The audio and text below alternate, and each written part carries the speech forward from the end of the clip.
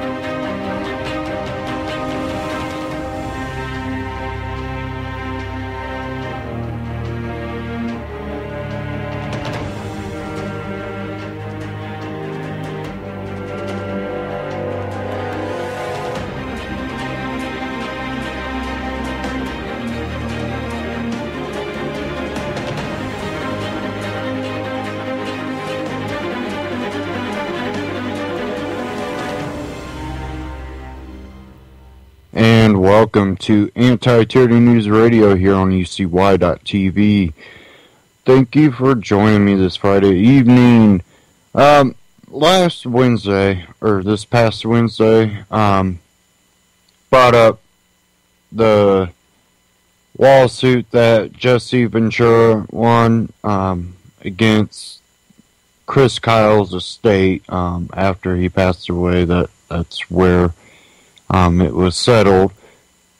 I have a clip of him on CBS this morning, and I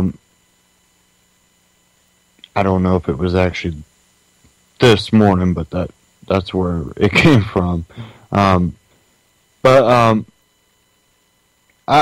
think he really sums it up the best he can for himself, and the points he makes, and people can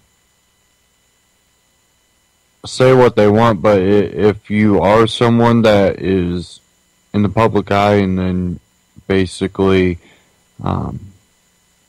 you have lies spread about you and profit made off of you, maybe Chris Kyle's estate might owe you something that's gaining money off of the books that he sold. Everybody says he's suing the widow, the estate and the insurance paid for that, not the widow. So I'm just going to play this clip, and you'll hear it from his mouth. Let's go ahead and cue this up.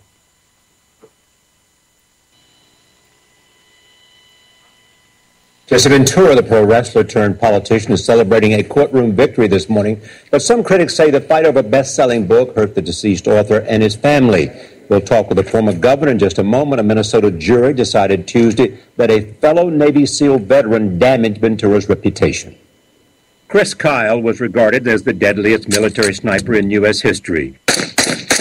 He wrote in his best-selling 2012 book that he punched out a celebrity inside a California bar back in 2006. Kyle's book, American Sniper, called the man Scruffface and said he was, quote, running his mouth about the Iraq War. Kyle said the man took a swing at him, and after that, Scruffface ended up on the floor. But in promotional interviews, Chris Kyle identified the man he slugged as Jesse Ventura. Ventura was in town for a Navy graduation, but says the incident never happened. In 2012, shortly after the book was published, a pro wrestler and former governor of Minnesota filed a defamation lawsuit against the author. Kyle was shot and killed by a fellow veteran on a Texas gun range in 2013, but the high-profile lawsuit continued. In videotaped testimony taken before his death, Kyle said his story was accurate. The federal jury deliberated for 6 days, and on Tuesday awarded Ventura close to $2 million. His attorney said the case was about Ventura's reputation. It is a victory in a sense that the jury did tell the world Chris Kyle's story is a lie and it was a fabrication. Former Governor Ventura joins us from Minneapolis for an interview you'll see first on CBS this morning. Good morning, Governor. Good morning. So your attorney said that there are no winners here, and the question then is, why pursue this lawsuit? Well, you pursue a lawsuit for the truth. I would have been a big-time loser had I not pursued the lawsuit, because the lawsuit, the whole story was fabricated. I was accused of treason, which in the military is the death penalty. I would think that would be enough to inspire anyone to seek the truth. And the bottom line is it never happened, and that's all we were seeking. And, you know, let's be clear on something. Taya Kyle had all her attorney fees paid by insurance. I did not. I incurred 2.5 years of insurance, or of 2.5 years of lawyer fees that I have to pay to clear my name. And she had insurance paying everything for her.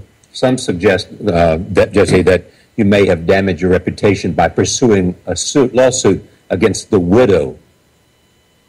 Well, if seeking the truth damages you, then we live in a pretty sorry world, don't we? When the truth can hurt you, and the truth came out, it never occurred, and that's all I sought from it. And I'm already damaged. I can't go to a SEAL reunion anymore. That was the one place where I always felt safe. I can't go there anymore. I'd be looking over my shoulder now, wondering who's going to come after me next.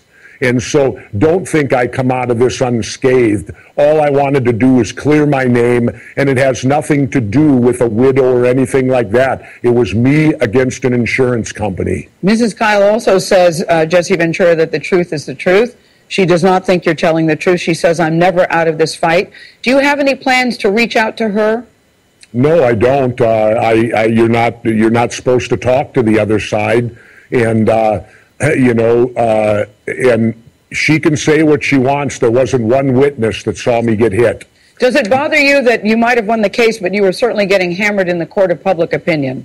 I'm not getting hammered in the court of public opinion. People are walking up to me every day and shaking my hand. There's no public... How am I getting hammered in the court of public opinion? Because I sought the truth? The truth gets you hammered in the court of public opinion? Well, if the truth does that, I'll happily accept it, because I believe in the truth, and I still do today. Why do you... Go ahead. Chris Kyle was a Navy SEAL. So was I. Yes, he served his country.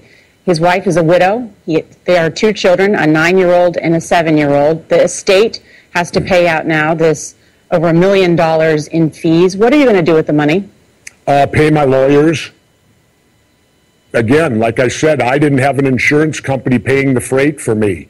I had to pay my own. And, it's unfortunate, but the jury rendered that decision. Jesse Ventura did not render how and why the money would be paid. That came from a jury, not from me. So if you're going to question the money, question the jury. They made that decision.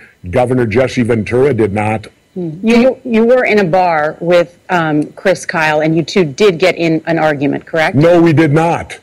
No, we did not. I have no recollection of Chris Kyle until June of 2012 at the first preliminary settlement hearing.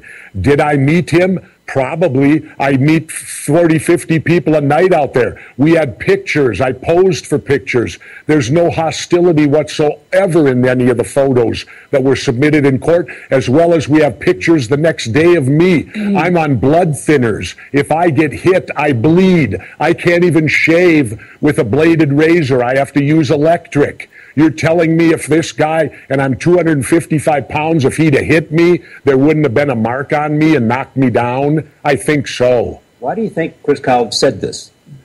Well, it sells. I don't know. It's called a sea story. In the Navy, it happens all the time. One sailor lies to another sailor. That second sailor then tells the story 3 more times, and all of a sudden the sea story becomes the truth. And that's what you had here. They were drunk, they were drinking heavily, and it was just a story that happened in another bar and erupted 6 years later. Okay, do you plan to take further action? That's the last question.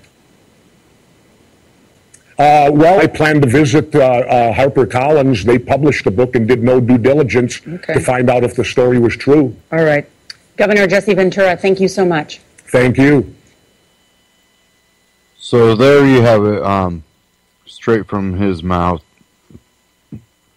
And, you know, you can say, well, he should give the money back to the widow, blah, blah. You know, he won. Evidence was there to be presented. I don't know. You know, if Chris Kyle was lying, then, you know, and that's what the evidence showed, then, you know, he was awarded that money. So I can't really say much more about it, you know. Me personally, what I would do might be different, yes, but that doesn't mean that I'm better than him. I never try to put myself above others, so now if I can stop having a problem with my browser here, might be able to move forward.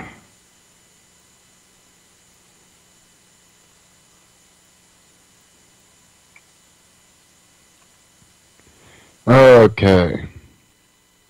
Maybe. I don't know what's going on here.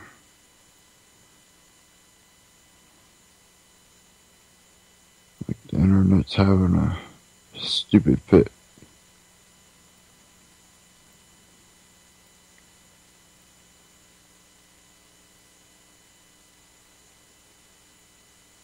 Okay. I think we're good now.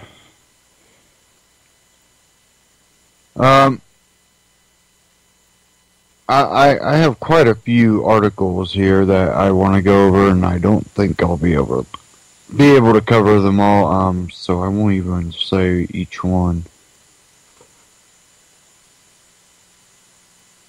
But out of the Conservative Tribune, breaking Border Patrol agents quit to protest Obama's insane policies. Says our U.S. Border Patrol agents are literally serving on the front lines in the ongoing border crisis, invasion, and morale suffering because they aren't getting the support they need. Agents are finding their hours are getting cut and their ammo is being limited. This is happening while they are constantly getting shot at by cartel criminals and corrupt Mexican military units while being ordered to retreat if they come under attack. Their time is spent dealing with unaccompanied children and families of illegal immigrants, sometimes catching their infectious diseases instead of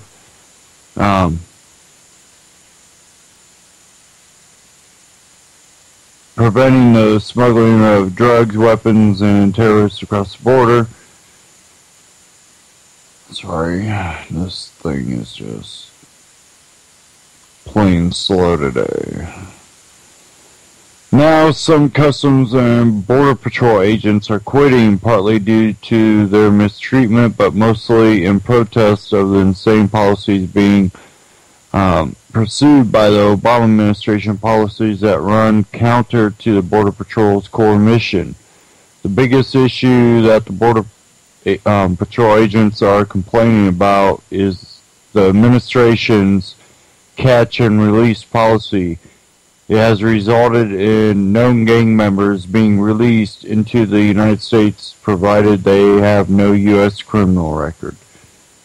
They are confirmed either by tattoos or by self-admission, said Chris Cabero, Vice President of the National Border Patrol Council, Local 3307 in the Rio Grande Valley. But since they have no criminal record in the United States and they happen to be minors, they are reunited with their family in the U.S. And it goes on to talk about it. you know, everything's being turned upside down. It's being done for political reasons. I have no problem with people coming to the United States. You know, it's a nation of immigrants. It's a mixed match of different types of people. I have no problem with it. It's not that I have an issue with it. It's the way it's being done and the carelessness that's being done. That is literally putting children's lives in danger, and they're being killed and raped, and it's getting sick out there. And the Obama administration, they don't care. Let's see how much the Obama administration cares about you. This one out of Infowars.com. Obama signs executive order to allow detention of Americans with respiratory illnesses. Amendment comes in wake of Ebola scare. Paul Joseph Watson, as the Ebola outbreak continues to cause concern.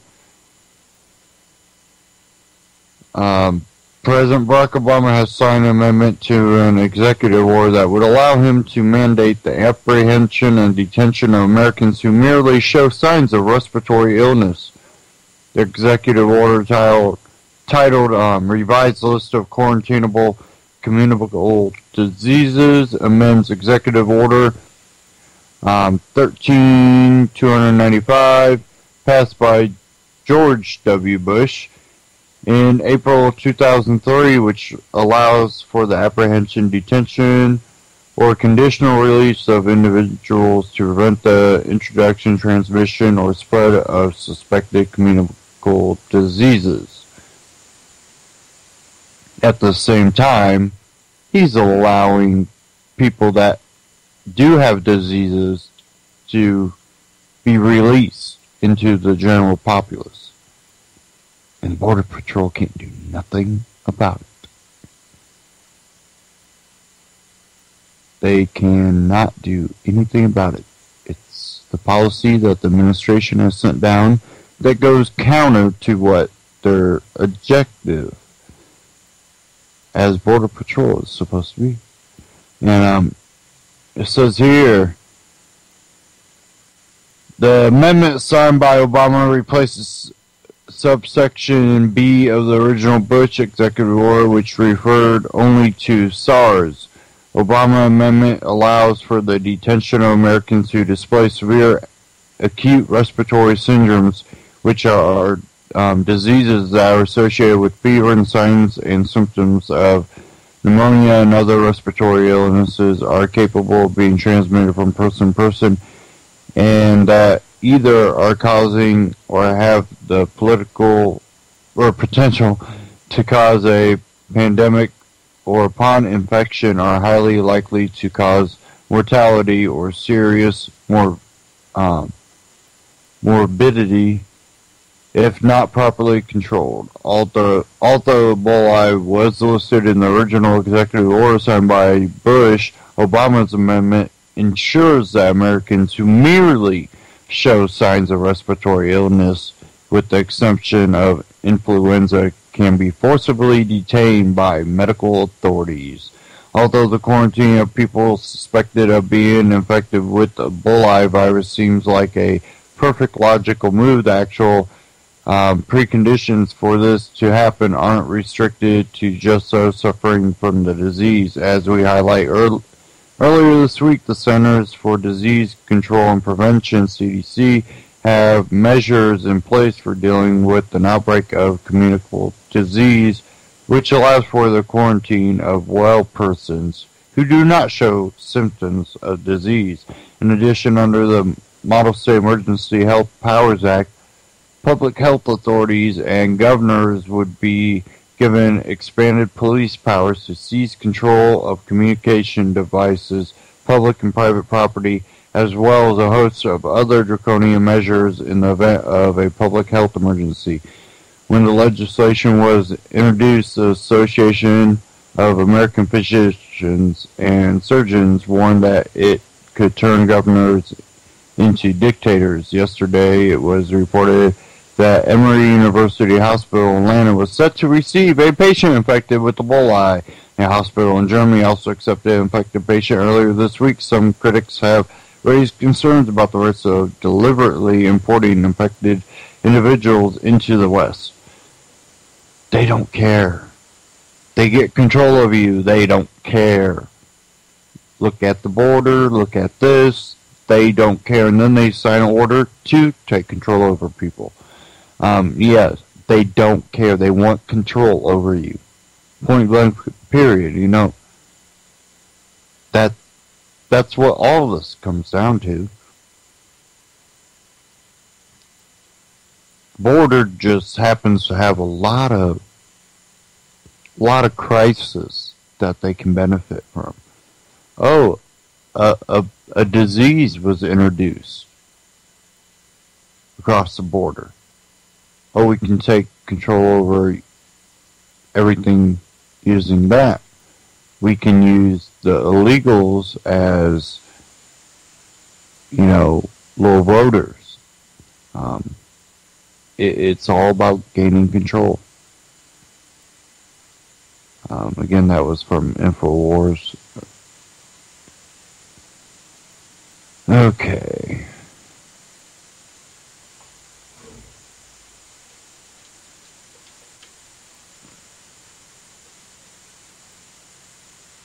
Give me a second here. Since this wants to take forever.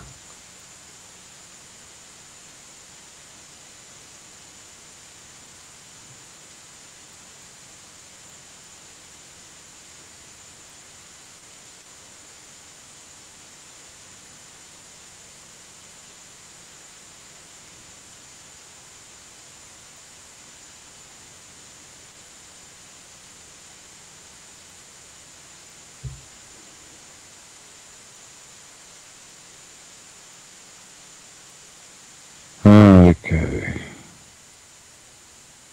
If this will work.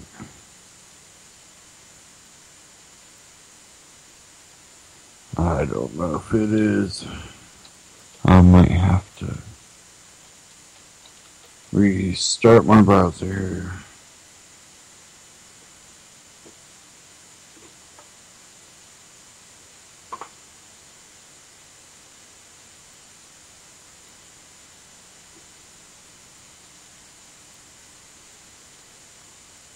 Hopefully not. I think I might do okay now.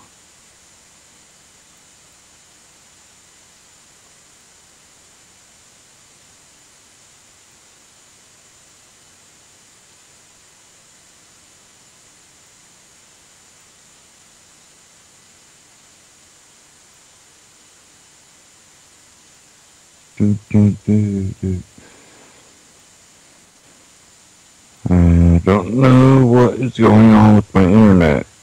Usually I have a bad Skype connection and I have better internet connection. Now I have vice versa today. Great Skype connection, and looks like we're having a problem with the internet though.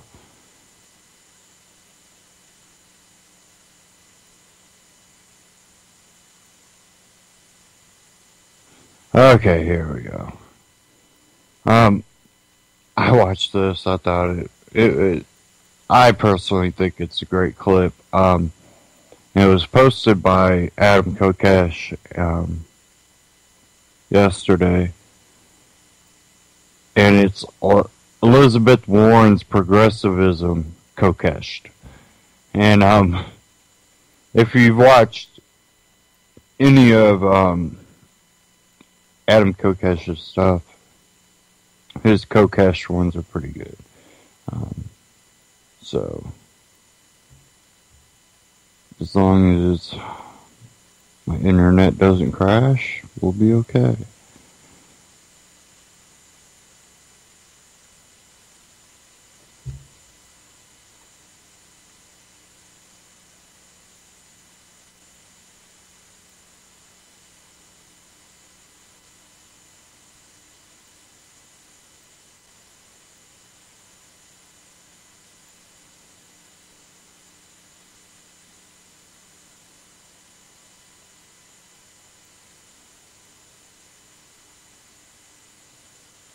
The National Journal at nationaljournal.com. Elizabeth Warren's 11 Commandments of Progressivism. And of course, if they're commandments, you have to wonder, why is she trying to tell us what to do? Well, we will explain. Watch Elizabeth Warren give a speech to her fold, and you realize she's one of the rare Democrats who can excite her base in the same way Ted Cruz or Dr. Ben Carson can excite their own. As Politico's Katie Gluick wrote on Friday, liberals' minds may be with Hillary Clinton, but their hearts lie with Warren. And this is from Emma Roller. But you know what? No. Emma, seriously. Liberals' minds are with Hillary Clinton? Have you talked to any Hillary Clinton supporters lately? I have. We have some great videos of it on my YouTube channel. They are not using their minds at all. And I am really not exaggerating on this one. From the people that I interviewed a woman who was like a long-time Clinton supporter, who has campaigned for her multiple times before, who like was standing in line at 4 a.m. to make sure that she could get in with her book and get it signed by Hillary Clinton and shake her hand. And she did not know any of her positions. That's right, she'll campaign for her, she'll support her, she'll camp out for her. But she won't take the time to think about anything she actually stands for. It's pure bullshit identity politics. So their hearts lie with Warren. No. Have you talked to any Elizabeth Warren supporters lately? It's on my to-do list, but it's not. Maybe you could call it their hearts. But no, what drives this kind of political drivel? It's not. No. It's not their hearts. You know what it is? It's a kind of arrogant intellectual self-righteousness, really. And I'm going to explain. You think I'm exaggerating here? I'm really not. But it's not. People don't support Elizabeth Warren or like get involved in liberal politics. Some of it, but it's a very small minority. The most and most who say this are lying to themselves. And others when they say, "Oh, my heart, my compassion drove me to hand all the guns to this small group of people called government and tell them to rule over the rest of us and redistribute wealth through the threat of violence in society and to control us all by force. It was my heart that drove me to do that and to take those positions." No. Don't give them that. I mean, I'm sorry, Emma and Katie Gluck, but you're really just you're buying into this. And maybe if you're conservatives and that's who you are, and you're just a different version of this, then I can understand. Speaking on Friday at Netroots Nation, a convention for liberal bloggers and activists, Warren got the crowd more fired up than Vice President Joe Biden was able to do the day before. To be fair, the crowd was in a solemn mood at the time in reaction to the news of the Malaysian passenger plane crash. In her speech, Warren outlined more clearly than other Democrats the social issues that galvanize progressives. Her performance was reminiscent of a certain other young senator in 2008. And this is a reference, of course, to Barack Obama. And I think that Elizabeth Warren is not going to be as successful as Barack Obama. I don't see a Warren presidency. Could be wrong. I kind of hope she runs just to be a thorn in the side of Hillary Clinton and maybe get some progressives thinking just a little bit more. I suppose those who support Elizabeth Warren are at least a good shade better than those who support Hillary Clinton, because at least they're trying to think. You can give them that. They're trying to at least have some more meaningfulness to who they support than the Clinton supporters. That's it's kind of nice to acknowledge, I guess. What are our values? Warren asked the audience, some of whom held up "Run, Liz, Run" signs. What does it mean to be a progressive? She went on to outline 11 tenets of progressivism.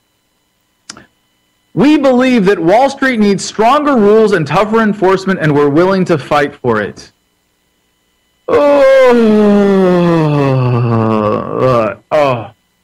And if anybody's watching right now and doesn't understand that slightly theatrical reaction, it's because I'm a big fan of Murray Rothbard, for one, and his quote when he said, "There is nothing wrong with remaining ignorant of economics. After all, it is known as the dismal science. But it is an entirely different thing altogether to loudly and publicly proclaim an opinion on economics while remaining in such a state of ignorance. And this is like, now you might say, Adam, you know, it's okay. These poor people, you know, they haven't been educated in economics, and you know, the public schools, they don't really teach economics, and you know, government schools really have an interest in keeping people from knowing about this, yada yada. And you can make lots of good excuses for them. You know, I get it, but this is a kind of, again, really dangerous, willful ignorance to say that Wall Street needs stronger rules and tougher enforcement. Because what does that mean? Just think about it for a second. Government rules and enforcement means if you do something that doesn't fit in the prescriptions of the government political edicts, you know, which is what politicians write on paper in order to serve the people that pay for their re-election campaign funds, you know, what are they doing? They're pointing guns at people, taking money from people for not doing what the politicians want them to do. So, like, this is why this is so backwards and like really dangerous, willful ignorance. If you're a liberal, okay, like if you're a progressive, if you're an Elizabeth Warren fan watching this, I want, you know, I'm not judging you for this. I'm really not, because there are a lot of people who live in the state of, there's a lot, you know, and you're not alone. But I would just encourage you to think about this for a second and see what this means. You know, that tougher enforcement, like you're really gonna expect. I mean, this is essentially asking the people with the guns to police themselves and to stop ripping us off.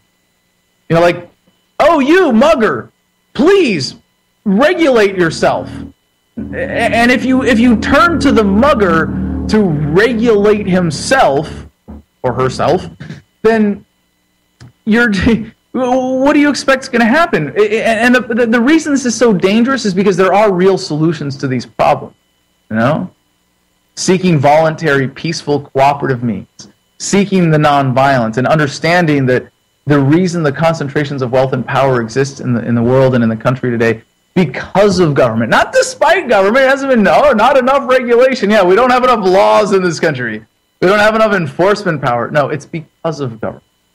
Because they keep people from creating alternative currencies, because they keep alternative currencies from becoming viable, because they force people to use the US dollar, because they keep ripping people off with taxation and giving that money to the super class. Sorry, that's why this is not just a bad idea. It's like a really dangerous, destructive one. Okay, so the next. We believe in science, and that means that we have a responsibility to protect this earth. Okay, first problem. Do you think the people that don't believe in science are like, yeah, I don't believe in science, and I hate the planet. Fuck it. Let's blow it all up with nukes. Yeah, and let's blow up science too while we're at it. No, like this is a really bad kind of intellectual arrogance, first of all, to say that like we believe in science. And by the way, if you really understand science, science isn't what a bunch of paid-off dudes in lab coats tell you is safe to put in your body, because obviously that's not working for us. Or what they say, like, we need to support his government policy. I mean, have any of these scientists ever supported, say, a scientific analysis of violence versus nonviolence? No, of course not. Because that's not what the government pays for, because the American people have turned to government to pay for scientific development. And, you know, if you want to, you know, even through the university systems, if you want to be, if you want to do some scientific research that's really money and resource intense, you know, you've got to have the support of government. So no, government is not going to look at the freedom philosophy or really the science of freedom and go, oh, wow, nonviolence is superior to violence. Let's have nonviolence, because that would mean that government couldn't exist. Okay, so back to this. Means we have a responsibility to protect this earth. Like, I mean, I could agree. I could actually just read this and agree with it. Yes, I believe in science. But that doesn't mean, I don't know, doesn't really directly follow. But I believe that I have a responsibility to express my value that I see in the world around me and in the natural resources, and stand against people that destroy that or that abuse that or supporting them as a consumer. And who is Elizabeth Warren calling out here? not the government, which just so happens to be the biggest polluter in the country because it has no accountability. Yeah, a lot of that's through the military, a lot of other federal agencies, but it's really funny to hear it in this sense, and you can tell it's one of those great platitudes that has no meaning, that only works on people who are not thinking, that are just being emotional and engaging in identity politics. We believe in science, and that means we have a responsibility to protect this earth. And, you sound just as irrational as the religious fundamentalists that pretend like that you want to say you really just don't believe science. We believe that the internet shouldn't be rigged to benefit big corporations, and that means real net neutrality. Now, this is a little bit more of a complicated issue, net neutrality, and it's used as a way to it's sort of like internet welfare. That's really the simplest way to think about it. The net neutrality, that people should not be able to charge more for more bandwidth, is again a sort of forced economic collectivism, forced at the barrel of a gun, that is really dangerous. I'd rather have a free, non-violent internet. Just me, but hey, no one ever said progressives were non-violent. We believe that no one should work full-time and still live in poverty, and that means raising the minimum wage. Now, again, the minimum wage is a really horrific anti-poor people policy. If you're able to work for $5 an hour and someone will hire you for $5 an hour and you want to work for $5 an hour, the government says, sorry, minimum wage is $7, you can't do that, and if you do that, you're going to jail. We're literally just going to lock you up for doing that. I mean, first of all, do you see how that's a violent, coercive policy and how destructive that is? I mean, come on, progressives. Like, you have to not hate poor people. Please, please. Like, if you really care about poor people, care enough to think for a few seconds about these policies. Don't take away the bottom rung of the economic ladder from people who really, really need that opportunity. Stop killing jobs with this destructive policy called the minimum wage. And most of the times, the minimum wage is sort of a policy where the government, takes credit for something that you're already doing. Like, if the government made it mandatory to brush your teeth twice a day, and rate of cavities kept going down, they'd say, see, if it wasn't for the law, and all these people that we put in jail where they had less access to dental hygiene, as I can tell you from experience, then, I mean, you see how they do that. They take credit for things that would happen anyway. So, but to the economic premise of this, we believe that no one should work full-time and still live in poverty. I'll tell you why that's bullshit. And it's a really, really simple concept. You don't make money in the world, like in the real world, in a non-violent society, in a real economy, by working. No, it's not working that makes you money. It's creating value for other people. You have to create a good or a service or do something that somebody else wants you to do. Stop being self-centered. I worked 8 hours today. I should have a living wage. No. You actually have to listen to other people. You actually have to meet the needs of other people if you want them to take care of you, if you want them to compensate you instead of just out of charity.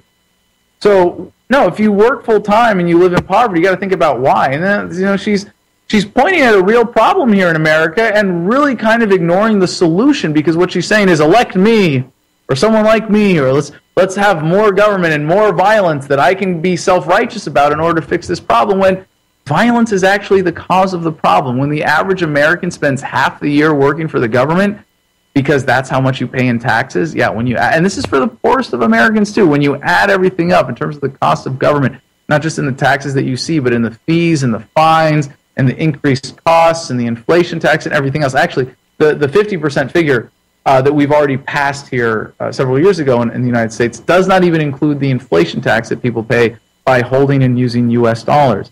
So, like, just if you really believe, as I do, that we all, as free, beautiful, independent human beings, are capable of being productive and helping each other out and getting along and taking care of each other in a nonviolent, peaceful way, then when you see a problem like this, it's really progressive. I'm talking to you here. It is reckless and irresponsible to say, well, let's not understand the cause of this problem. Let's just turn to government. Let's just have more violent policies in order to fix this problem. Because if you understood the problem, you'd see that violence was the cause of it, and more violence isn't going to solve it. We believe that fast food workers deserve a livable wage, and that means that when they take to the picket line, we are proud to fight alongside them.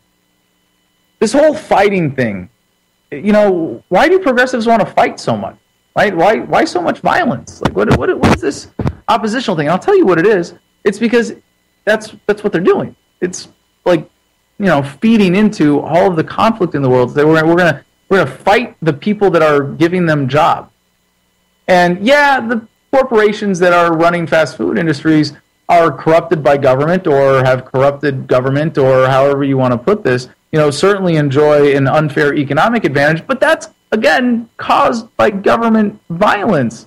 So why do you want, more of that? Now, this is a little bit different when you say, that if people are picketing, that we should support that, because I do support that a lot of the time. When you see that there is a group of employees that is being abused by their employer and they want to call attention to that, and an employer can't keep their employees happy, I'm going to say, well, then I'm not going to support that. I'm not going to shop at that business. And I think that's one of the greatest ways that that pickets and strikes are effective. But if you look at where we're at today, we have the rise of corporatism because governments gave corporations unfair advantages. And then we have the rise of unionism, which in and of itself is totally moral. You have the right to freedom of association. You can be with whoever you want. You can hang out with whoever you want. You have the right to freedom of speech. You can say whatever you want. You can have collective bargaining. But you can't stop somebody else from them coming in and freely working for the people that you don't want to work for. And so a lot of government regulations have come in to support unions and, to sort of compensate. Now, corporations, maybe it's on a whole other scale in terms of the unfair advantage they have. But by saying, let's give corporations a little extra power too, you're really disadvantaging everybody who's not part of this corporate unionist system that is subsidized by everybody else, and everybody else suffers as a result. And because it just feeds into the violent system, instead of saying like, hey, corporations have unjust power, let's compensate with more unjust power that separates union workers from all other non-union workers and entrepreneurs and makes people more dependent on corporations, with health insurance benefits being subsidized by government, or at least being tax-free through government, regular lack of, the difference if you're a corporation, you can pay for health benefits for your employees without being taxed. But if you're an individual entrepreneur, you pay taxes on that. You're at a disadvantage. Or if you're an individual or a contractor or anything like that, you can't enjoy the same advantage. It makes people more dependent on corporations, and you get more power going towards corporations instead of going, geez, let's understand the problem first. Why do these corporations have all this unjust power? Let's take it down. Let's take down the violence. Yeah. How about that? All right. We believe that students are entitled to get an education without being crushed by debt. Whew. Again, a great, true statement. I should say I agree. Well, maybe not entitled. But if you think, like, as a human being, you're entitled to, live and engage in the rest of the world, like the human child's natural state of assimilating information and learning what's going to serve them and make them happy and how to be productive and serve others and navigate the world, then yeah, okay, you're entitled without being crushed by debt. But the whole debt thing is another racket. And a lot of people fell for it, and it's really sad. But again, the reason the cost of education is so high in America is because of all the subsidization, because the government put more money into it. I mean, most people don't remember this, but like, just a few decades ago, you could actually work your way through college. You could, like part-time. You could work part-time. Yeah. Or work full-time and be a part-time student, or full-time both. And you could make enough money to pay for yourself to live comfortably, or at least healthy, and get an education. But because government has put so much money in that system, that's impossible now. Like, unless you have some, I don't know, I guess unless you're a porn star or a stripper, you're making a lot of money doing that. There's really, I'm talking to you about you, Bell Knox. Yeah, and I think you made a great point with all of that when you were outed. But wow, the answer again is not more government intervention in education or more building up of this false idea that if you don't have a degree, you're not educated. Do I have to remind you that Bill Gates dropped out of Harvard?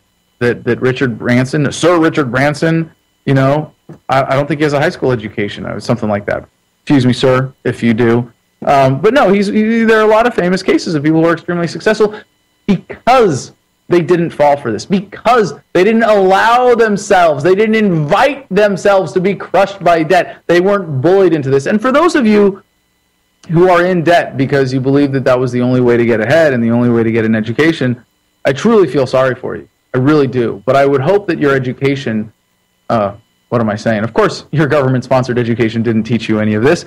But I would hope that you would at least have the open presence of mind to really consider the economic reality behind this and why you're in the situation. Try to understand it instead of just having a knee-jerk reaction like Elizabeth Warren or like the progressive mentality does and say, all right, well, let's have more government subsidy. All right. We believe that after a lifetime of work, people are entitled to retire with dignity, and that means protecting Social Security, Medicare, and pensions. Couple different problems to tease out of this, Again, a lifetime of work. No, I mean, if you work your entire life and you spend all your money on beer and strippers, then no, you're not entitled to anything. Yeah, it would be nice if people voluntarily, without being forced to, or without forcing other people to, wanted to take care of you, and I would want to, and I think I would support that to the best of my ability. I think that's great that we can take care of people in need, but you're not entitled to that. Now, to retire with dignity, if you've earned that, then yeah, you're capable of working. I think people should be taken care of without violence, without the violence of government. But that means protecting Social Security, Medicare, and pensions. And you just want to go again, over dramatic facepalm.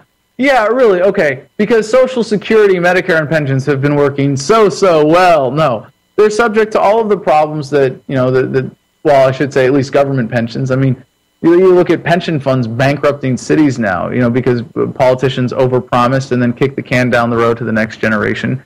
You look at Medicare as just another government program that, it helps people, but it has also had some really disastrous consequences on the medical industry and how healthcare is delivered in this country, in all the ways that people get treatments that aren't right for them because they're more subsidized. And if you don't believe me, I mean, even the mainstream media has covered this narrative. When I was in jail, I read, it was, I think, a Time magazine report that showed how all of the, specific policies like colonoscopies that Medicare pays more than they should for, then people end up getting them all the time. Why? Because a doctor says, well, I can charge for this, so you need a colonoscopy. Pretty sick. Social Security, yeah. Don't forget about Al Gore's lockbox to protect Social Security funds. No. And I mean, just the proof is in the results here. When you see that if you took the money that you're putting into Social Security, I should say, is being taken out of your paycheck to go to Social Security, and you put it in a average, extremely conservative, low performing kind of retirement fund, you would have way more money than you would ever get out of Social Security. It's just, where does that extra money go? Where is that potential loss to? To the violence of government. So if you want to strengthen Social Security, you're saying we want to strengthen government. We want government to have more control over the money, which is more control over the resources, which is more control over the people, which is more war and more police state and more poverty and more tyranny. So just please, progressive, stop and think about that. She says, we believe, I can't believe I have to say this in 2014, we believe in equal pay for equal work. No, sorry, again, it's not really the reality, and I know what she's getting at here with the gender value difference, and that this. And by the way, the statistic has been really discredited that women make whatever 70 something cents on the dollar to men. I think women provide way more value to society than men do by giving birth to the next generation. Pretty big contribution, and I do believe that in a lot of ways that's undervalued, but in some ways the men's contribution is really undervalued. And you look at like incarceration rates. That in America, more men are raped than women. Yeah, because of jail rape. So there are a lot of consequences here from this sort of feminist mentality. And I consider myself a feminist in the strictest sense, but, freedom feminism, non-violent feminism is a lot different than mainstream violent pro-government feminism, which is really what has come to dominate the meaning of the word and the use of it. I hope any progressive who considers themselves a feminist would consider that understanding. But equal pay for equal work. No, I mean, if I find someone, if I'm I'm digging a ditch for someone who's going to pay me because I found, for someone who's going to pay me $10 an hour for digging a ditch because I found someone who really wants a ditch dug. Well, I'm providing more value to that guy than the guy who's digging ditches for $5 an hour for a guy who's paying him to do that. So no, it's not equal pay for equal work, because again, you're talking about this weird imposition of some impossible objective analysis of value. Sorry, but value is subjective. It's what people are willing to pay for it that makes the determination of the real value of something, at least in the actual economy, as opposed to this progressive, bizarro fantasy economy world. So again, equal pay for equal work, if you're especially asking for a government program in this as opposed to some sort of voluntary way of correcting imbalances in society, then it isn't. Then you're looking at a dangerous policy. But let's say that we lived in a world, and this is partly true, where if your skin color was different, you would get paid less for doing the same amount of work, or your gender. And in some ways, that's absolutely, and in some limited cases, in some places, no, it really is a problem. I'm not trying to deny that there are racists and sexists in the world. And you know what? They're the ones that lose out. And trying to use violence to force them into some system of equality, first of all, doesn't address the root problem. But if you as a consumer or you as just a conscientious member of society can say, hey, that's wrong, I'm not going to support that, then you have a responsibility to do that. But not to elect Elizabeth Warren to point guns at people to try to change this situation. So we believe that equal means equal. Oh, really? Equal means equal. Oh, okay. Well, I agree with that. Yeah, equal means equal. Okay. Yeah, no disagreement there. It goes on. That's true in marriage. Okay. Quality in marriage. Each person in a marriage is equal. All right, fine. But what is the implication here? Gay marriage, right? I mean, please, progressives, correct me if I'm wrong here, but when a progressive says we believe in marriage equality, so everybody has the right to engage in a marriage with whoever they want, right? I believe me, 100% wholeheartedly support that idea. But the reason that doesn't exist is because we have turned to government as the great officiator of marriage. You have to get a marriage license, that is permission from the government to get married. And yet, most people fighting for gay marriage rights are still turning to this great violent institution of inequality for permission to marry who they want? Really? Whew. It's true in the workplace. Yeah, equal means equal in the workplace. If you can provide value, you can get paid. It's true in all of America. Now, again, the nationalism, collectivism seems a little anti-progressive. I thought progressives were a little more global in their worldview, a little more cosmopolitan, international. I don't know. But it's true in all of America. I'm a little bit surprised to hear Elizabeth Warren appealing to that form of collectivism. But, considering she's a politician, and her job and her paycheck depend on people's collective identities and wanting to be represented by someone else, then you see, it does kind of make sense. We believe that immigration has made this country strong and vibrant, and that means reform. Not an abolition of borders, not absolute freedom of movement, no, just reform. And I mean, I agree, reform could be a great step in the right direction for the state of lack of freedom of movement we have in America today, but again, this is based on the whole nationalistic, violent, statist framework that she is endorsing. And we believe that corporations are not people.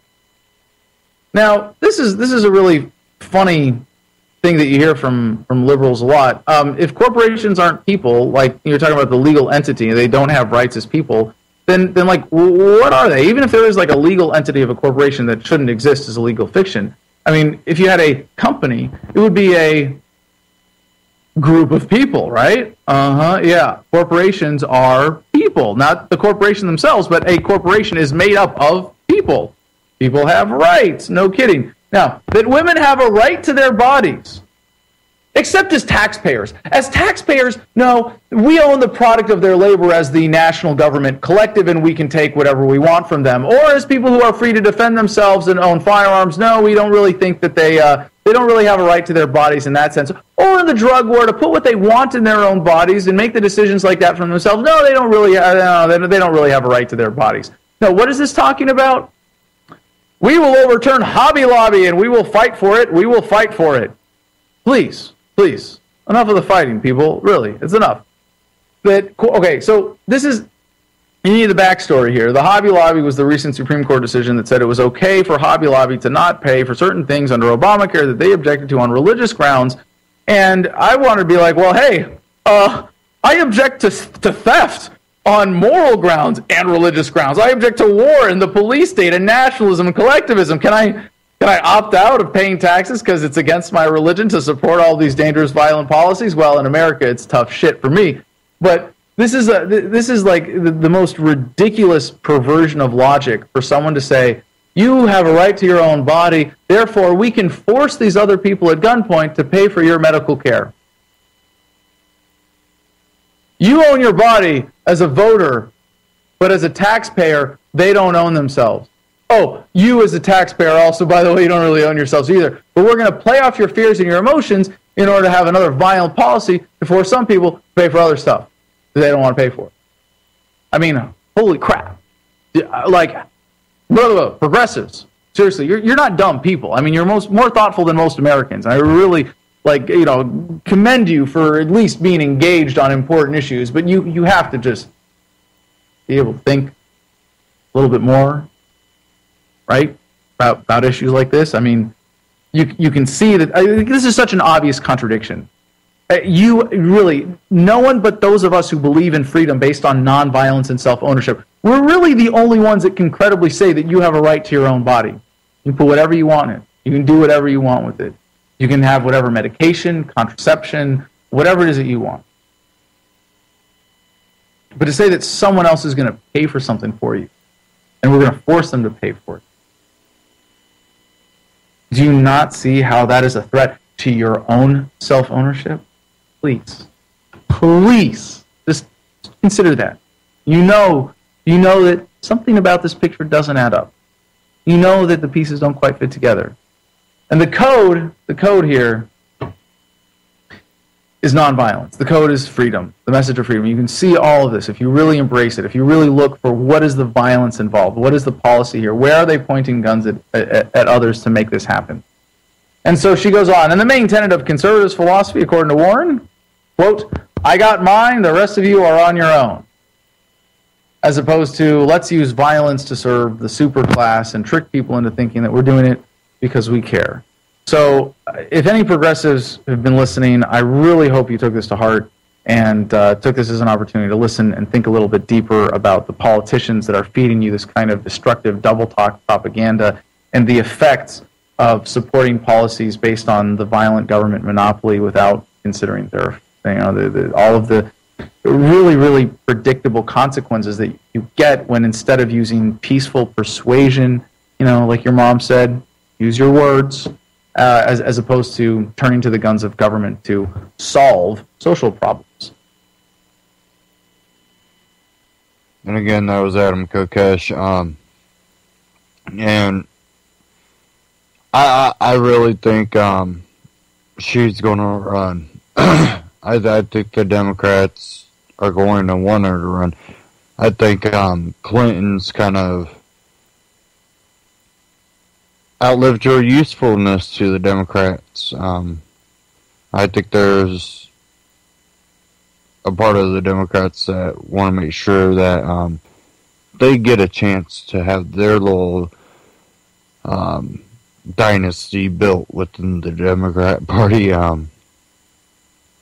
Because I know they see Chelsea Clinton as a potential, political person. So they, I think Elizabeth Warren's going to be the one that they push, and I think she has the ability to get people to talk. And I don't know, it's just the whole political system and how people blindly follow these politicians. When you don't know policies, but you'll campaign for them.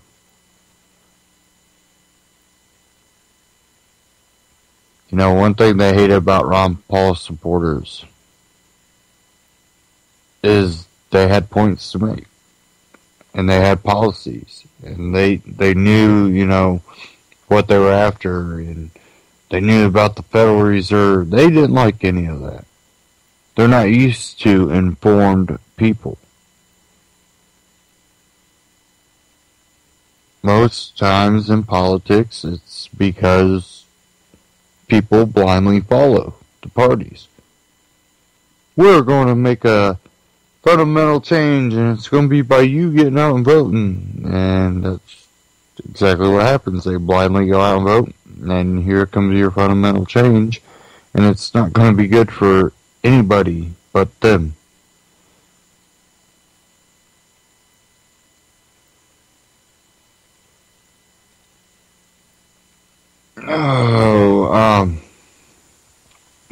For you that might not follow Anti-Tyranny News on Facebook, we did have one of my good friends and a friend of Anti-Tyranny News passed away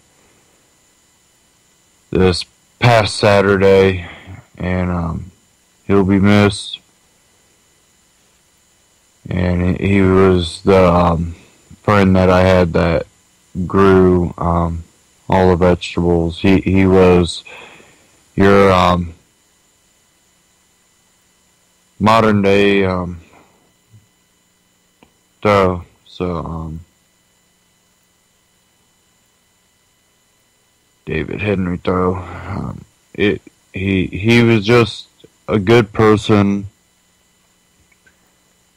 Worked the land, lived off the land, and was always someone that would be there to help you out when you needed it.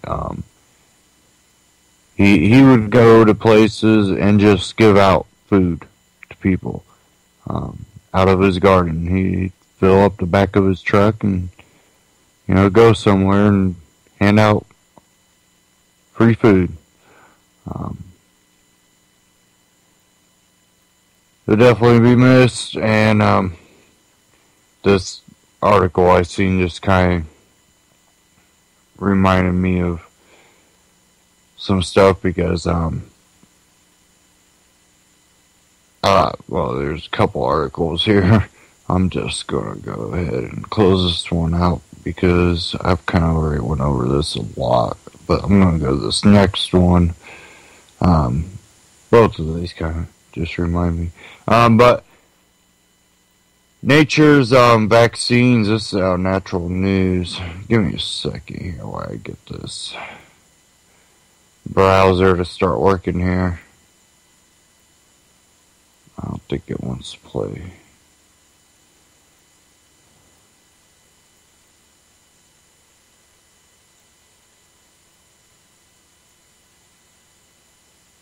Hopefully that might speed it up here.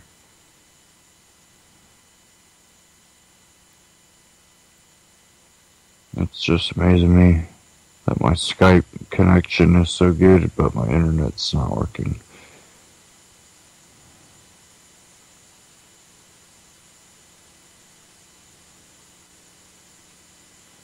Okay, give me a second here. I'm just gonna close this out real quick.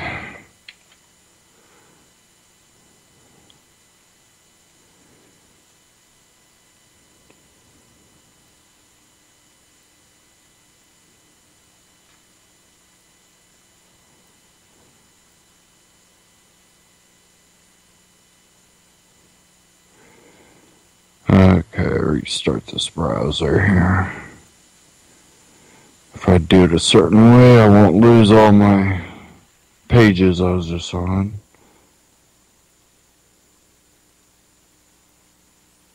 That worked. Cool.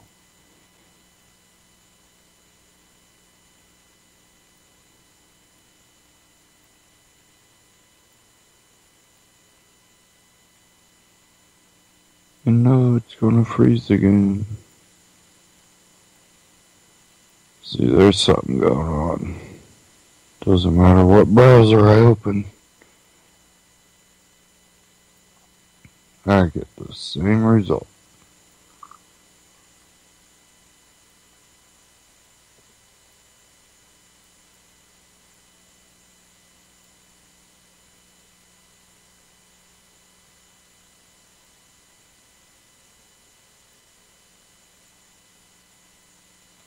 One more time. One more time.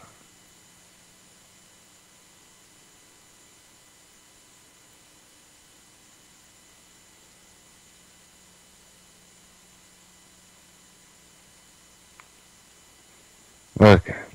Now it's coming up.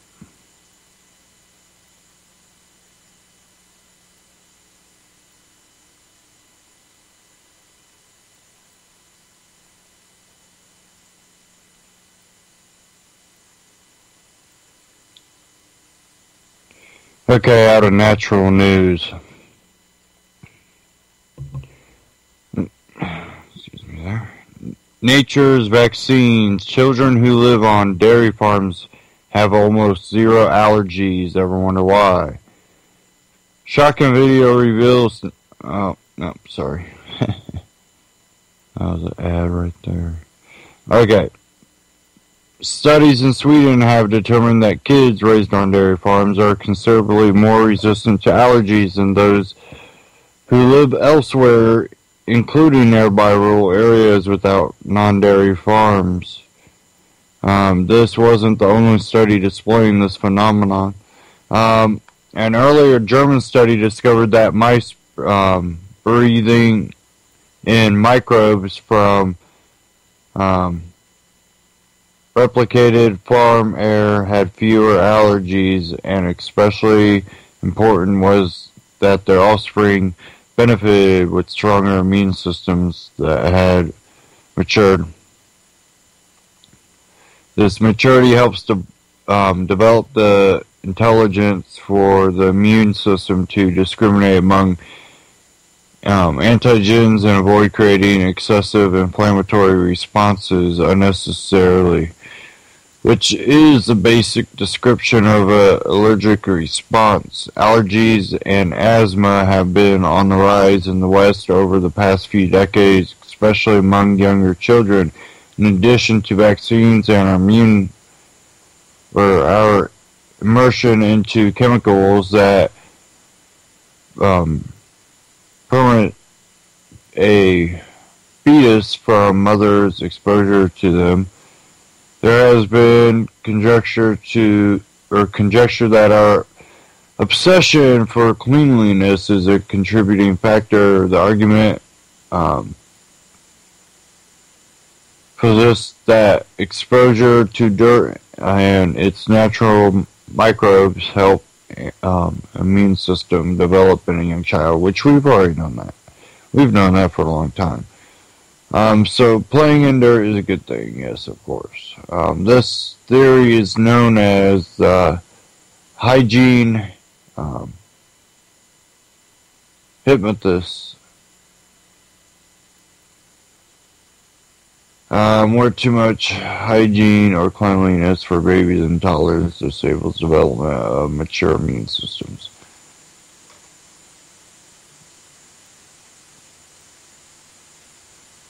And it goes on.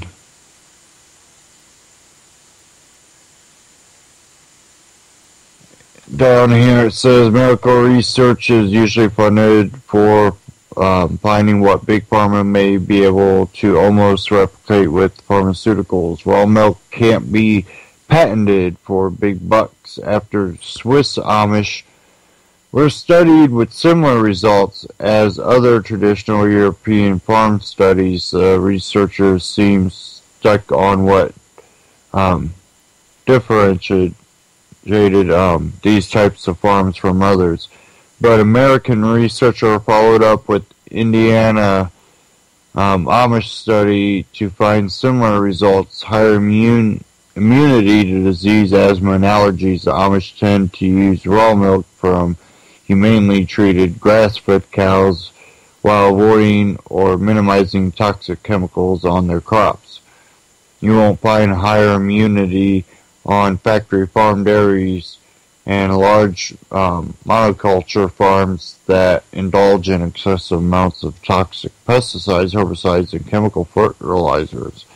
As a matter of fact, more and more children on or even near those farms are experiencing autistic spectrum disorders or autoimmune diseases beyond asthma and allergies. So, yeah, it just, it reaffirms what a lot of people say about the type of farming that we engage in now. And the GMOs and the toxicity of the chemicals being sprayed. Why, now you need GMOs to grow on your field without, a lot of farms. There's even some of the bigger farms here in Indiana. There's a few of them that I know that I don't know the people personally, but I mean I've watched them work the land and their cows, and they sell to a milk producer that you can get at your local grocery store, and for the most part, they're grass-fed. Only certain times, I think they might mix a little bit of grain in with it, but I think those cows might be completely grass-fed. They got acres of alfalfa and wild grass, so I'm sure they're pretty much fed grass. But yeah, they're a whole farming operation too. They don't use chemicals. They use fertilizer, and that's enough to keep their crops going. So the whole concept that you need these chemicals and GMOs to grow a crop is BS, because their crops usually do just as good as any of the GMO crops, and they don't use any type of chemicals. And it's just one of those things. You have to just look at what you're being told and what reality shows you. Watching people work the land is, it's almost soothing to watch people work the land. There's a harmony when people are working the land. And I urge people to, get your hands dirty too and grow garden, work your land. You don't have to have a lot, but do what you can with what you have. And there's a connection there that is what life should be about, is providing for yourself, being able to produce for yourself. And you need food and water, so what better place to start? Okay, I seen this go across my news feed. ConservativeOutfitters.com. Officer threatens to arrest news crew for filming historical site. And I guess what the back news is on this, it doesn't really give you too much here in this. It's just quick statement with the video. It's a prison that's historical, and they're in the process of getting ready to shut it down and move all the prisoners. And news crew shows up to talk about it, and they're approached by law enforcement. And the department released a statement, which I'll read right after this clip.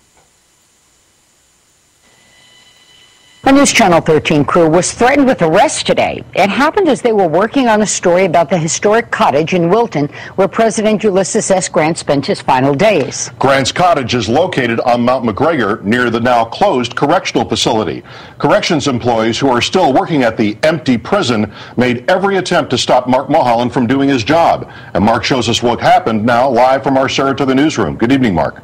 Well, good evening, Jim and Benita. In more than 20 years in the business, I've rarely encountered anything quite like this. We were doing a story on Grant's cottage, but some corrections employees made their actions the story. Grant's cottage is located at the top of Mount McGregor. Just yesterday was the 129th anniversary of the death here of President Ulysses S. Grant.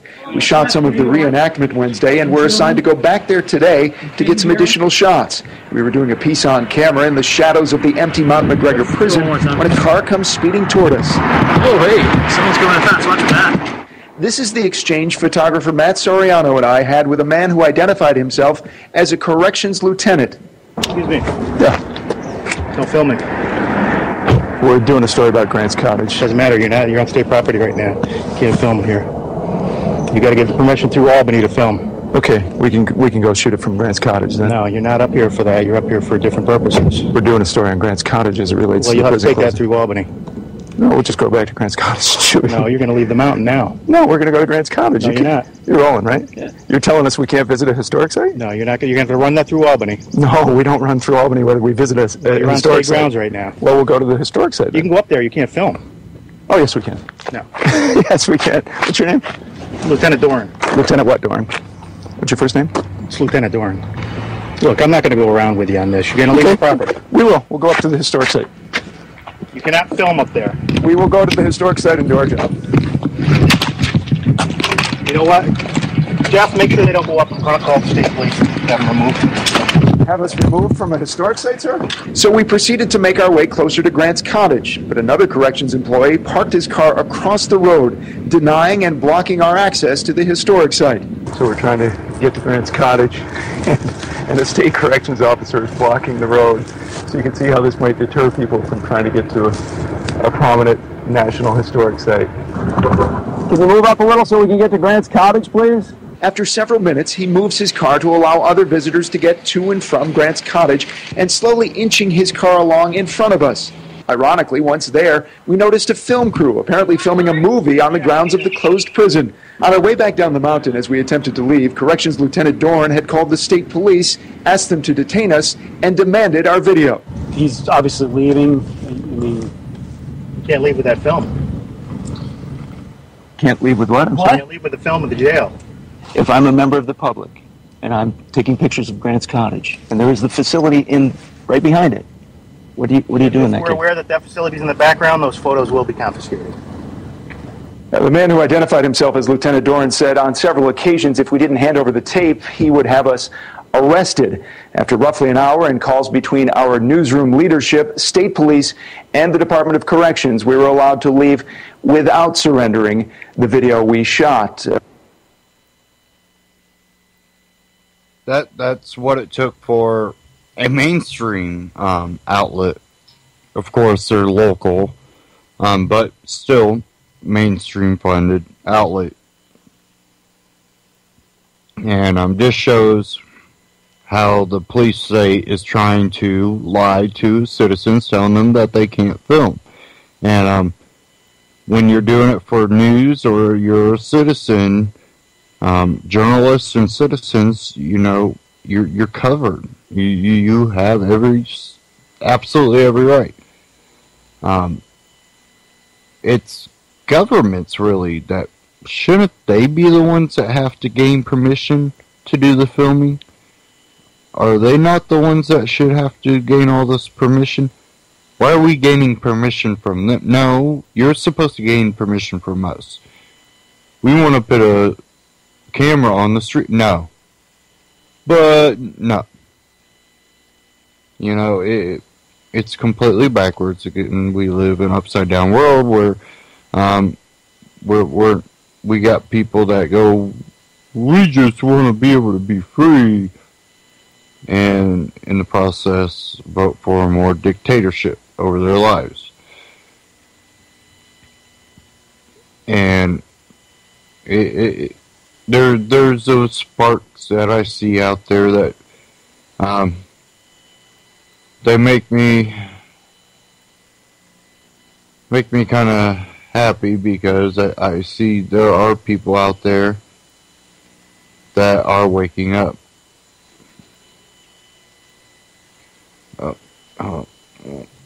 Give me a second here.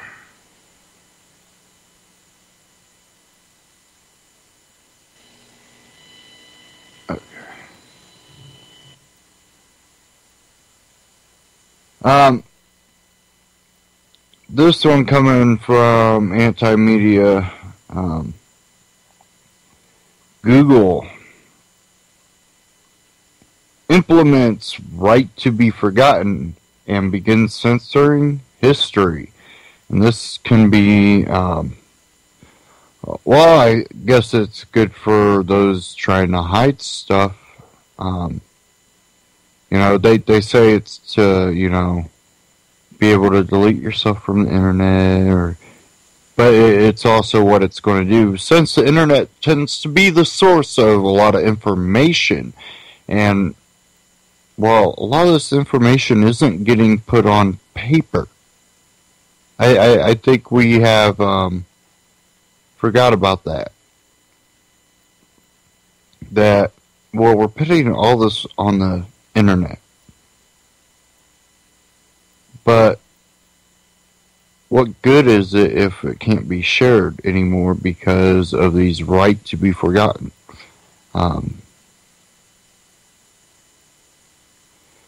It's not really going to do that completely, but basically what it's going to allow people to do, being most people search Google, it would approve roughly near 100,000 requests and deleted the offending entries from search results. Let me read this from the beginning here. The so-called right to be forgotten is nothing more than a method of deleting unfavorable incidents from one's past. Google has approved roughly 100,000 requests and deleted the offending entries from search results. That is 100,000 pieces of history that will no longer show up in search results. In today's digital world, the censors don't have to burn books. They just remove the people's method of finding them. Google's actions amount to a digital book burning. If someone is concerned enough about a search result from the past, they are typically a prominent figure. The right to be forgotten will be used by politicians to remove damaging articles about past indiscretions, thus making themselves more electable. Since corporations are now treated as people, it won't be long until a researcher will be unable to find information about a corporation's past deeds. And it goes on, and this has ramifications, but that's why we need to push other search engines. I personally like Start Page on Anti-Tyranny.com. There's a little search bar, and that'll take you to Start Page, and you can click where it says Start Page there too, and go right there and search. I think that's a great way. There's a couple other ones out there that operate like Start Page, but we're going to need these, because they're going to try to make it hard to find articles. There's been alternative media that, well, when Google was just a little bit smaller, about, 6, 7, 8 years ago, you click, type in your search, click the news, and those alternative outlets would pop up under news when you searched on Google. Oh no, not anymore. Only big corporate ran media is. So it tells you where Google went. What direction they had. Do you know you pick sides, and that side tends to be evil because you're censoring. I understand what it's supposed to be, What if someone puts out, finds a photo of me and puts it on the internet? Should I have any? Well, if you can trace it down, you have action. But what if they took that photo, blew it up, and stuck it out on the street? And someone walks by and takes a photo of that. Do you own that photo? No, they took it in a public area of a photo of you. No, you don't own it. They might be nice and be like, oh, we didn't realize, we delete it right here. Maybe they won't. But you don't own it. So, by filtering search results. Now, they're not deleting, but, what's the next step? After they pass something like that, what's the next step? Probably deleting it. Again, that was out of antimedia.org.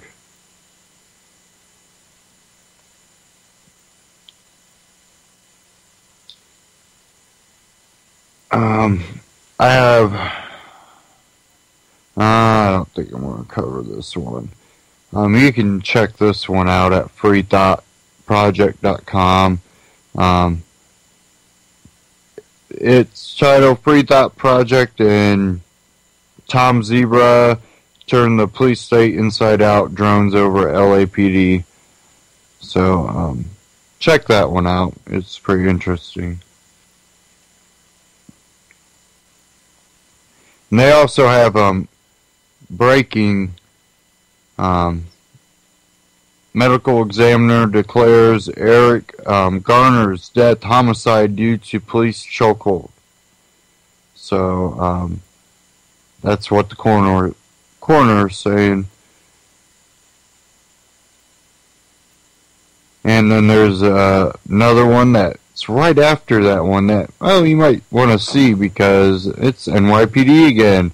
Officer stomps on man's head. I just figured I'd point those two out because one about Eric Garner was breaking, and then NYPD's again right there in the headlines. And this is one that kind of peed me off a little bit. Well, one of the many ones that peed me off. FBI police turn entire town into checkpoint, interrogate every driver. And I'm going to play this. It's just amazing. Investigators going car by car searching for leads in the murder of a 14-year-old Armada girl. Jeff Vaughn kicks off tonight's Top 10 at 10. Jeff. Well, Glenda, Michigan State Police tell me that all the tips in this case have dried up after the arrest of 2. But police tell me those arrests were unrelated and are stressing tonight that no arrests have been made in the April Millsap case. So tonight, they were looking for drivers, looking for clues. Police block roads into Armada Township. Officers asking drivers questions, even in the pouring rain. Dozens of cops not only block off the main road into town, but other routes, asking for tips from hundreds of people in cars that backed up for miles, as seen from Chopper 7. Armada Township Police Chief Howard Smith tells me the rolling canvass was held from 5 to 8 tonight in hopes of getting new clues to the death of 14-year-old April Millsap, the teenager found dead along this trail 1 week ago. Chief Smith says officers stopped cars near where April was last seen alive in hopes of catching people with the same routine of being on or around the trail around 6 to 6:30, the time when April walked the route with her dog Penny every day. Among the heavy police presence, a service was held for April tonight. Among the attendees, April's family and the mother of April's boyfriend. He may have received the last known contact from the girl in a text message saying she feared she was being kidnapped. It's very hard when you have a son who's having heartbreak and it's in such the spotlight as a mom. You think that it's going to be, you don't think it's going to be like this. Now tonight, at least one group is protesting these roadblocks, saying that they are unconstitutional and without probable cause. They are looking for the police chief, they told me tonight, and they want to read him not only the federal constitution, but the state constitution as well. Now back to the case and the need for tips by Michigan State Police. There is a number that they have set up. It is 877-616-4677 for any clues. Live in Armada Township tonight, I'm Jeff Vaughn, 7 Action News. No probable cause. That's right.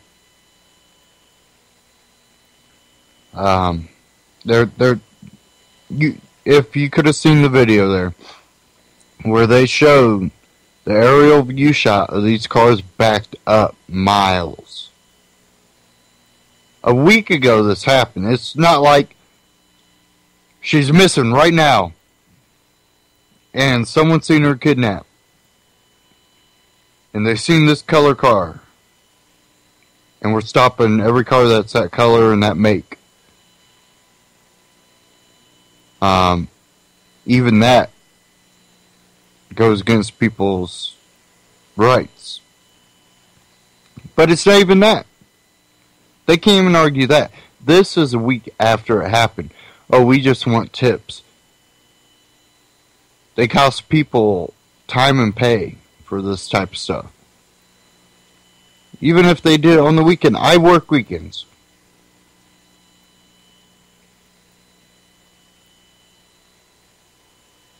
You know, this abridges people's rights to travel.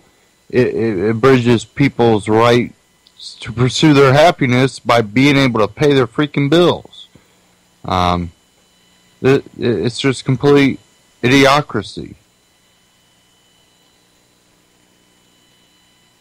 And finally, my Skype has bad connection and my internet's working fine. Imagine that.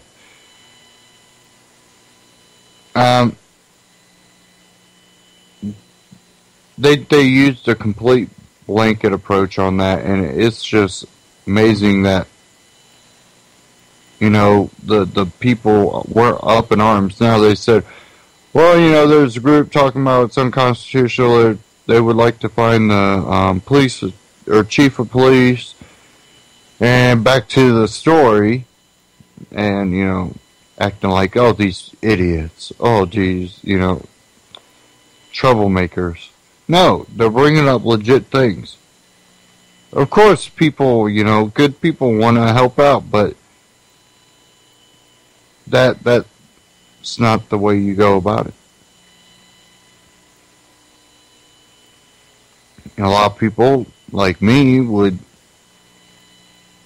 you know, even though I feel for the family and would like to help out, I would be completely peed off that I waited in traffic that long. More than likely, I just turned around.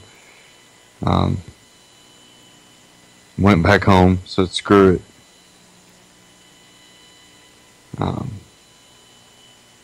It's just idiocracy. I just can't believe it.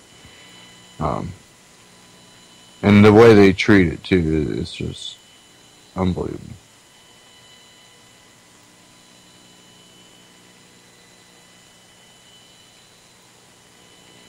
Okay.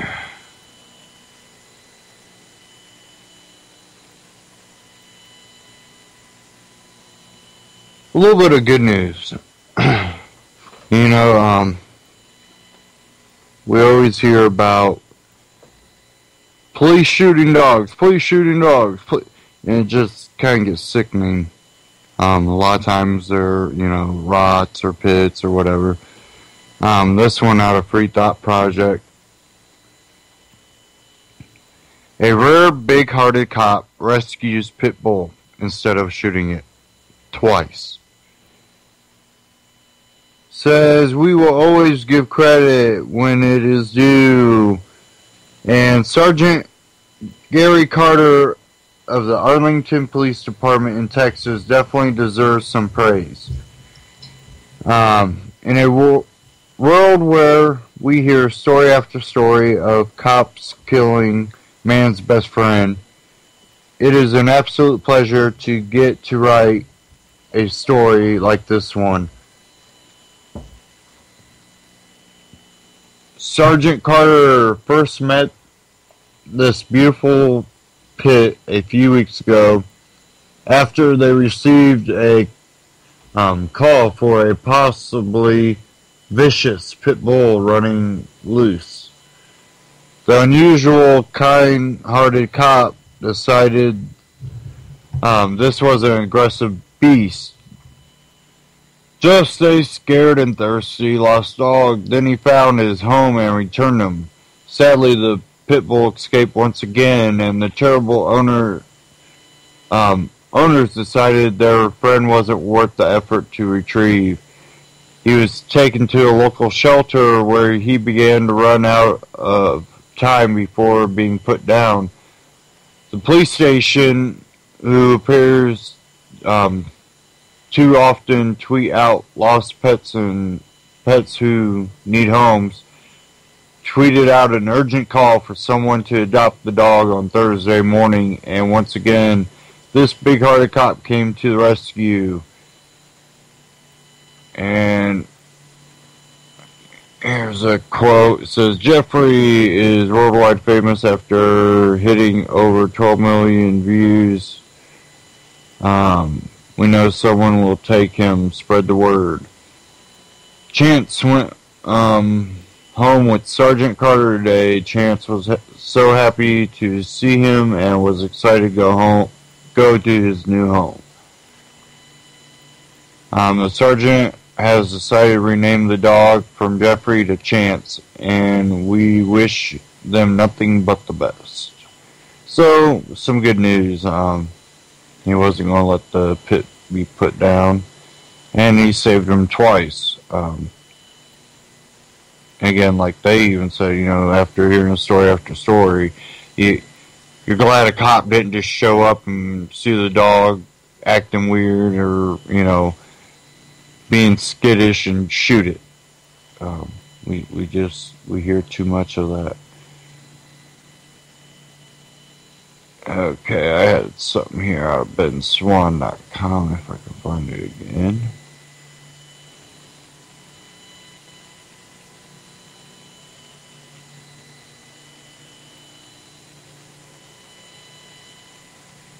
Maybe.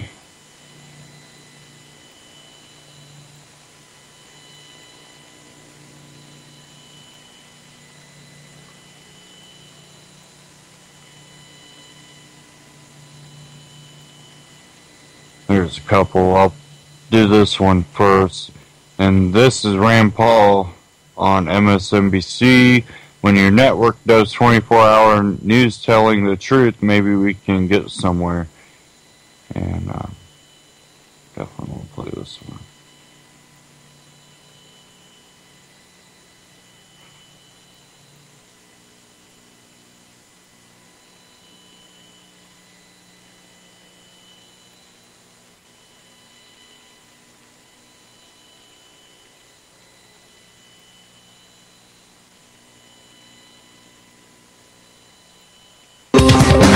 We are back with a Cycle exclusive. Joining me now for their first ever live TV interview together, Republican Senator Rand Paul and Democratic Senator Cory Booker.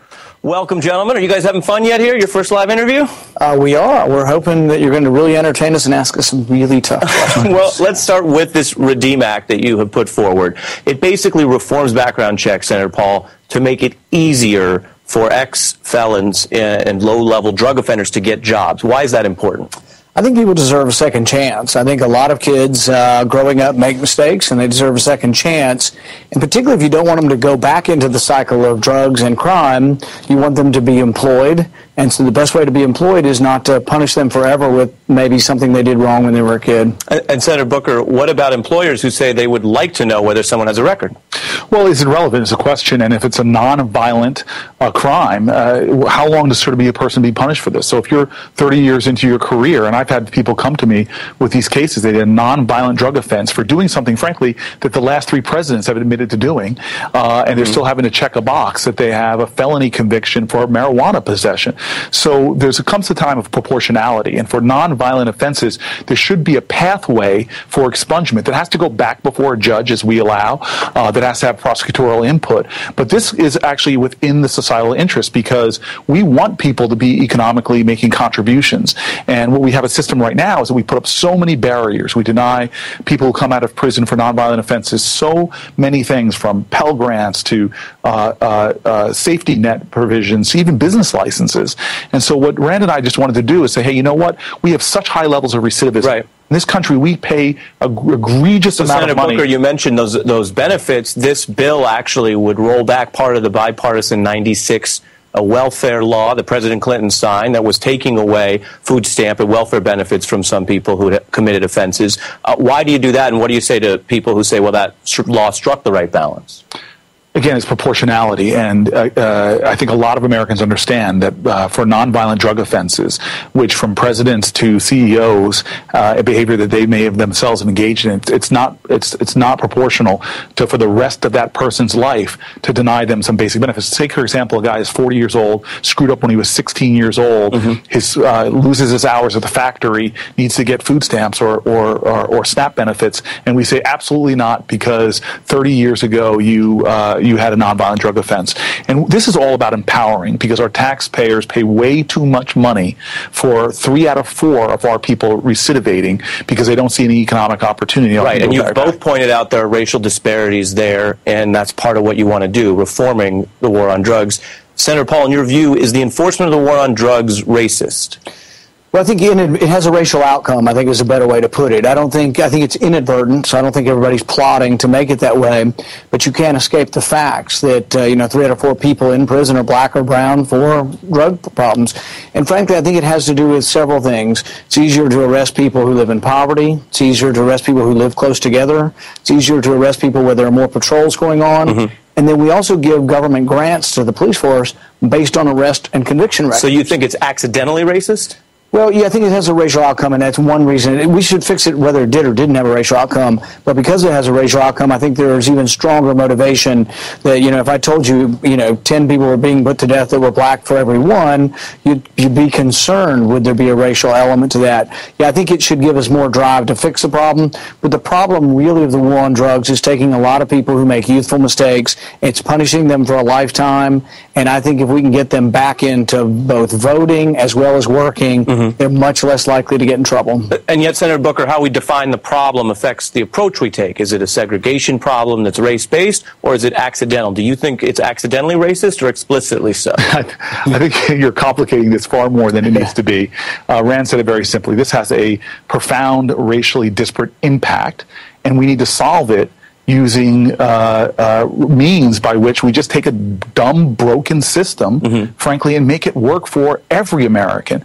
It does not benefit Americans to spend $250 billion locking up nonviolent drug offenders and others in the way that we do. And so then when you start looking at how, as you said so perfectly, how this hurts poor people, hurts minorities more, and creates savage realities. We have more African Americans. Remember, blacks and whites have no difference in drug usage rates, but significant differences in drug arrest rates, almost 4 times more likely to be arrested if you're African American. And that's why now we have a system. Think about this right now. We have more African Americans in this country now under criminal supervision than all the slaves in 1850. So this system is broken. You don't need to be black or white. You don't need to call it racial impact. You just got to do something about it. And part of what your bill does is also remove some of the stigma that might be associated with ex-convicts. Why is that important? Well, I think the thing is that it shouldn't be a lifelong. You should get a second chance. So it can't be that you made a youthful mistake and that it's going to carry with you forever. Plus, if you make it carry like a dead weight for people, like an albatross, then what is the propensity to happen? To get back into crime if you can't get a real job. So I think there's every reason to do this. I think, as Corey has mentioned many times, this is a conservative notion in the sense that also we're spending an enormous amount of money on prisons. And so I think the people who are harming other people should be kept away from society. The people who have made a mistake to harm themselves ought to get a second chance. And you also have the explosion of, I mean, our prison population has exploded tenfold since 1980 alone. These are an enormous amount of resources our country now is pouring into this system that could be better invested in tax relief, could be better invested in empowering people economically and fixing our roads. And so the urgency to do this really affects us all. And Senator Booker, you also have a ban in here on solitary confinement for children. Do you agree with what the UN has said recently, that solitary confinement can amount to torture? Yeah, I mean, people don't realize this practice of solitary confinement has incredibly negative effects on the development of young people. So to take 15, 16, 17-year-olds, put them in solitary confinement, the damage that you're doing to them, the recorded damages physically, emotionally, the scars you're giving them can now affect their lives as they go forward. And so we are now engaging in things in our country that everybody here in America, forget the UN for a second, study after study shows. In fact, the majority of our suicides amongst young people happens either when they're in solitary confinement or afterwards. And so this is a practice we don't need to keep young people safe or to keep society safe. In fact, if we're interested in empowering people to succeed after prison, we would get rid of this practice almost in totality. When you think about it, somebody smoked pot, somebody sold pot, and we're going to put them in solitary confinement. That's the punishment for this. So it's ridiculous. And I think our attitudes towards this are changing. I still don't think any of these drugs are a good idea. I just think the punishment that we've chosen is very wrong. But another thing we're on the same page with is like medical marijuana. I had lunch yesterday with a guy whose 2-year-old child, he's moved to Colorado so he can get her treatment. She has over 100 seizures every day. Wow. And I want to meet the politician who's not going to let her have some oil. Have access to that. I've actually taken the THC out of the oil, and he's using the oil. He's convinced that his daughter can function better. 100 seizures a day is so devastating that you can get right, and that's a medical damage. aspect. I want to ask you, as we're talking about restoring civil rights here, of course, you know, you stirred up a lot of controversy with the 2010 comments. Me? And controversy? Part of what you said at the time, Senator, was that you had concerns about the rules for private business while you support most of the Civil Rights Act. Why did you evolve on rules for private business? What I would say is that, to be fair to myself, because I like to be fair to myself, is that I've always been in favor of the Civil Rights Act. So people need to get over themselves writing all this stuff that I've changed my mind on the Civil Rights Act. Have I ever had a philosophical discussion about all aspects of it? Yeah, and I learned my lesson. To come on MSNBC and have a philosophical discussion, the liberals will come out of the woodwork and they will go crazy and say you're against the Civil Rights Act and you're some terrible racist. And I take great objection to that. Because in Congress, I think there is nobody else trying harder to get people back their voting rights, to get people back and make the criminal justice system fair. So I take great offense to people who want to portray me as something that I'm not. But when you said, well, here, the rules for private businesses are concerning, why not explain that you've evolved on that? Well, because I never was opposed to the Civil Rights Act, and I've been attacked by half a dozen people on your network trying to say that I'm opposed to the Civil Rights Act, and somehow now I've changed. So I'm not really willing to engage with people who are misrepresenting, my viewpoint on this. Right. I mean, what you say. Because I have never been against the Civil Rights Act. I have never said I was against it. So for people to say that, really, they don't want to have an honest discussion about it. Right. No, I think the honest discussion is you said that some titles of it, Title II and Title VII, that relate to the honest discussion of it would be that I never was opposed to the Civil Rights Act. And when your network does 24-hour news telling the truth, then maybe we can get somewhere with the discussion. Let me go back to you, Senator Booker. On the politics of this, do you think this is actually easier for you to support than Senator Paul? Honestly, right now, I don't care about the politics. This is an issue of justice. I'm finding allies all across the board. This is sort of a post-partisan issue. You have Grover Norquist coming out for it. You have people like Newt Gingrich. You have Christian evangelical leaders. You have liberals. You have libertarians. This is an issue whose time has come. America has a broken criminal justice system. We have 4 to 5% of the globe's population. 25% of the globe's prisoners are right here. Our taxpayers are carrying that burden. We're destroying lives. We're making communities less safe. You guys on this station have covered urban violence a lot. As I found out as a mayor, is that when you start kids young, shoving them in systems, putting them in solitary confinement, giving them those emotional scars they often get, bringing them back out, not empowering them to succeed. They end up back in prison in this cycle that goes on and on and on until the crimes begin to get violent and they themselves become victims. And so if we really are interested in doing something about this, we're not going to let the politics stop us. We're not going to let about presidential concerns. Let's focus today on this issue and driving home in this country that we are suffering as a whole, and too many people are having their liberty removed over nonviolent drug offenses. Let me ask you both in the limited time we have. You're working together here doing a bipartisan approach. Have you learned anything from each other so far, Senator Paul?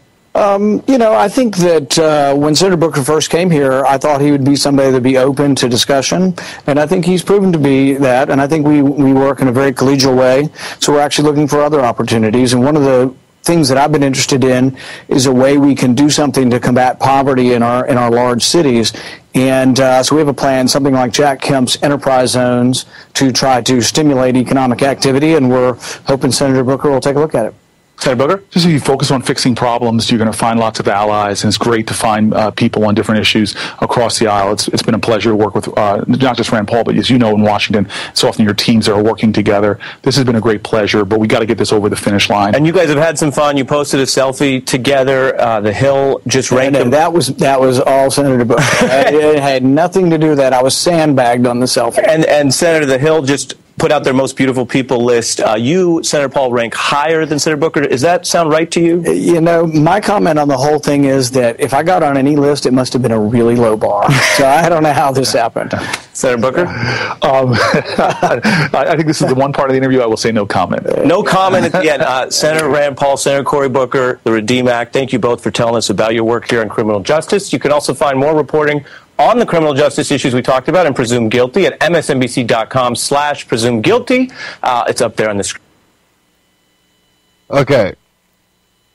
Now, I'm glad they're working on it, but, you know, it really comes down to the war on drugs. It comes down to you having the right to put into your body what you choose. If you want to comment on this, we do have a call-in number. I probably could take one or two calls, quick calls. 718-717-8296. 718-717-8296 if you want to call in. If not, that is okay. You know, when he brought up that he's finding people from all the sides, there was a thing out about Bill O'Reilly that he put a poll up, and once it kind of went viral on the internet. I think it was actually on Free Thought Project. I'm not sure, but he put a poll up, and it basically went completely, yes, we should legalize it, you know, no on the war on drugs, something to that extent, across the map. You know, all the states were, you know, people were voting, and instead of using that poll, he did a hit piece to further his anti-marijuana agenda by polling his audience and using that poll instead of using the poll that they originally put up. And it stayed up, which was kind of funny. But, you know, this is an issue, like they said, time has come. And whether it's the justice system or just plain the war on drugs, it doesn't do any good. Has it stopped any drugs? No, but, you know, it's not always the most pleasant thing to see tanks rolling through towns and SWAT teams kicking down doors. And I know a city here, northeastern Indiana, one of the bigger cities in the area, not too hard to find on a map. It seems that they've been using the excuse of We think there's a meth lab in this house, and they kick down the door. And I've seen multiple incidents where that's what the warrant was for, and no mention after about anything meth related. One lady had marijuana in her purse. That was the only thing found. That was after they already put reports out. Well, pharmaceuticals were found, and marijuana was found, and the guy had a felony, which he didn't. Which she later found out he didn't have a felony. Oh, he's going to get a gun charge too, and you find out, well, he didn't have a felony. There is no gun charge. And, well, the only thing they had was marijuana. And then they considered that a public nuisance. And then they kick down their door and they find some marijuana, and one other person had something on them. Still no mention of meth, and it's been happening a lot. And it's happening to younger people. People that they expect to have something in the house. They're doing it to people that are renting a house, a couple of roommates or something. It seems like that's the target. This is not... Who's being the public nuisance? The people that are in their house doing something I know nothing of? Or is it the people that are rolling down the street with the tank and SWAT teams and, you know, all this chaotic mess outside? Maybe they need to write themselves a ticket for being a public nuisance.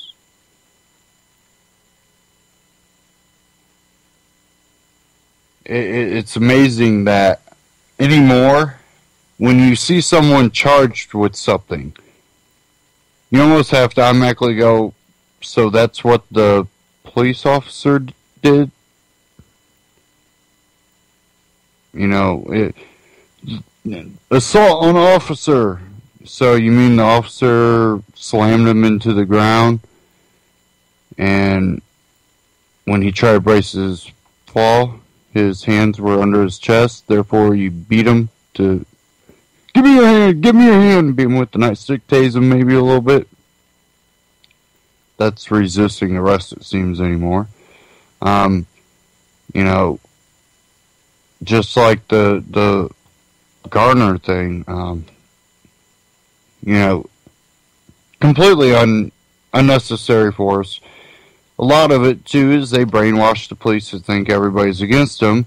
And if someone doesn't agree with what they're saying because they have a badge and a uniform, that they need to, you know, put that person in check. Let's put that person in check. No. Society is usually a reflection of government. And a lot of people say government is a reflection of society. And I think one comes with the other. If you have a government will get away with what you allow them to get away with. Now, if you disagree with what they're doing, but you say nothing, that contributes to further corruption. Because you just set the bar higher by allowing them to get away with more corruption. And every time you set that bar higher, you expect that bar to be set there yourself.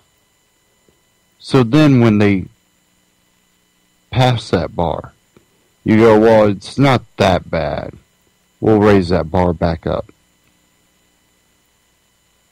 And it just keeps going on and on and on.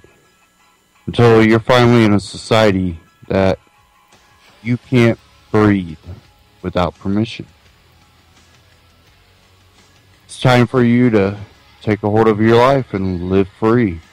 Thank you for tuning in. Stay tuned here on UCY for all the great broadcasts. Take care. Have a great weekend.